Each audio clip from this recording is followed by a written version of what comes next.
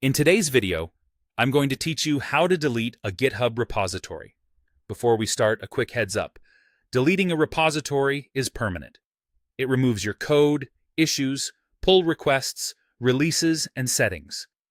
If you think you might need anything later, download a copy of the repository or export issues first so you're not caught off guard. Let's begin. Open your web browser and search for GitHub. In the results, click the official GitHub link to open the site.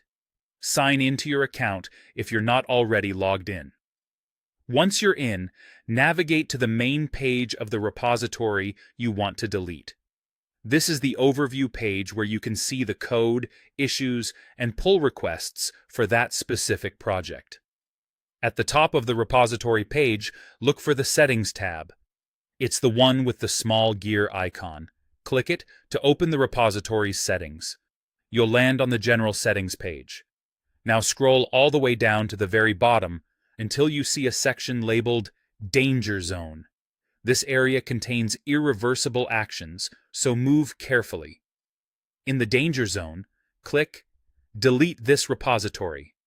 A guided confirmation flow will appear to make sure you understand the impact. First, click I want to delete this repository to acknowledge the action. In some cases, you may see a prompt labeled Make this repository public or private.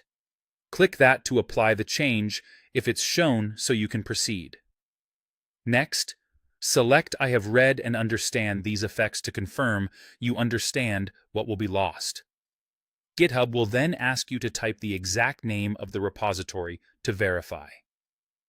Enter it exactly as shown, typically in the format username, repository name. Pay attention to capitalization, hyphens, and punctuation.